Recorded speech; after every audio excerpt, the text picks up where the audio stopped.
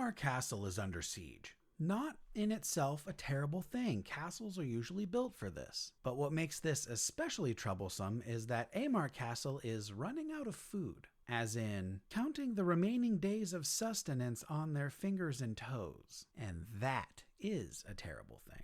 One of the castle's nuns, Phosyne, has been charged with an impossible task. Conjure food, of which the castle has none, out of thin air, of which the castle has in abundance. And this request seems crazy, except that Phosyne has done crazy before, which is why she's not actually a nun anymore, as her previous miracles have been deemed heresy. She previously purified the castle's water supply through a somewhat inexplicable process of magic or luck which has earned her the favor of Ser Leodegardus, one of the king's advisors, as well as the eye and ire of the king, Cardamere. Ser Voyne, Cardamere's best knight, has been tasked with keeping Phosyne on task as the food stores dwindle and castle tensions rise. And now enter our third player, Treila. A young woman in the castle who, through her own combination of sheer determination, iron will, or crazy, has found a way out of Aymar Castle that doesn't end in starvation or capture, though the cost of this departure is quite high.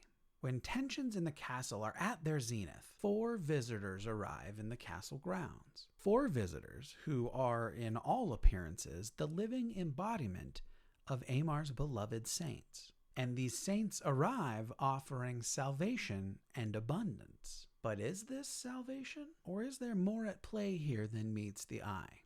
This book kicks ass. This book kicks ass. The Starving Saints by Caitlin Starling has scratched that medieval horror itch I've had ever since I finished Between Two Fires. This book is very different in tone, a fixed location story versus an adventure novel, but it is equally creepy, gruesome, and downright dripping with an incredibly satisfying sense of dread and the macabre. I ate this book up.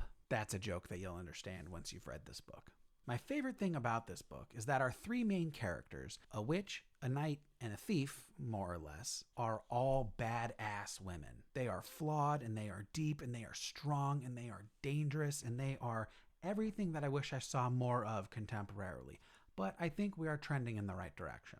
And Phosyne, Voyne, and Treila are mesmerizing to behold as they try to wrestle control of the castle away from the saints. The layering of this story is fantastic in the way that these women's lives intersect. And Starling is so good at delivering exposition in a way that sufficiently educates us, but she doesn't have to slow down the story to do it. I cannot articulate how much I loved that. Despite being a story that happens entirely in one location, there is an abundance of action and drama. And as I mentioned, this book is permeated with an incredible sense of dread and foreboding. And each turn of the page is like, ah, shit.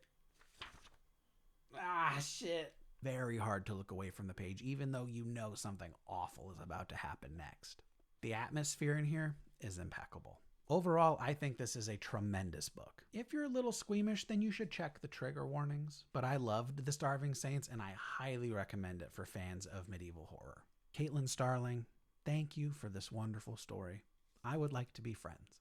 Please like, comment, and share. Bye.